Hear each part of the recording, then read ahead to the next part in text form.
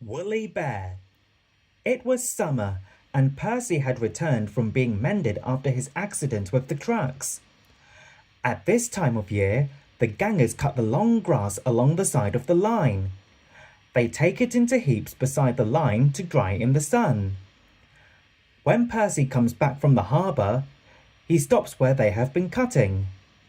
The men load up his empty wagons with hay, and he pulls the wagons to the station.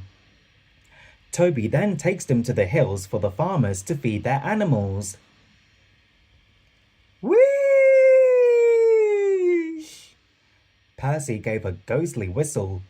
He was teasing Thomas about the time when Thomas had thought he had seen Percy's ghost.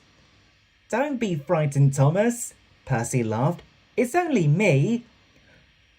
"Your ugly phiz is enough to frighten anyone," said Thomas. "You're like, ugly indeed. I'm a green caterpillar with red stripes," continued Thomas firmly. "You crawl like one too." "I don't," said Percy. "Who's been late every afternoon this week?" asked Thomas. "It's the hay," answered Percy.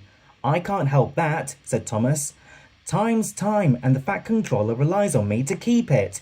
I can't if you crawl in hay till all hours." "Green caterpillar indeed," fumed Percy, as he set off to collect his trucks to take to the harbour. "Everyone says I'm handsome, or at least nearly everyone," said Percy. "Anyway, my curves are better than Thomas's corners." Percy ran along with his trucks and spent the morning shunting. "Thomas says I'm always late," he grumbled. "I'm never late. Or at least only a few minutes." "What's that to Thomas? He can always catch up time further on." All the same, Percy and his driver decided to start home early. Then came trouble. Crash! A crate of treacle was upset all over Percy. They wiped the worst off, but he was still sticky when they puffed away. The wind rose as they travelled along, and soon it was blowing a gale. "Look at that!" exclaimed the driver. The wind caught the piled hay, tossing it up and over the track. The gangers tried to clear it, but more always came. Soon they came to a place where the line climbed higher. "Take a run at it, Percy," his driver advised. Percy gathered speed. But the hay made the rail slippery, and his wheels wouldn't grip.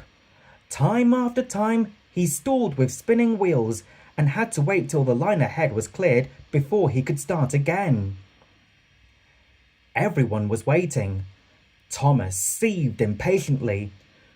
"Ugh, 10 minutes late. I warned him. Passengers will complain, and the Fat Controller," he muttered. The signalman shouted. The station master stood amazed, and the passengers laughed as Percy approached. "Sorry I'm late," he panted. "Look what's crawled out of the hay," teased Thomas. "What's wrong?" asked Percy. "Talk about hairy caterpillars," puffed Thomas.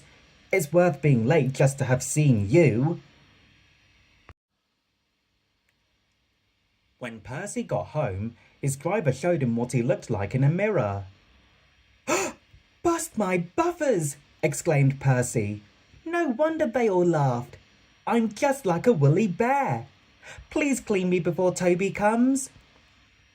But it was no good.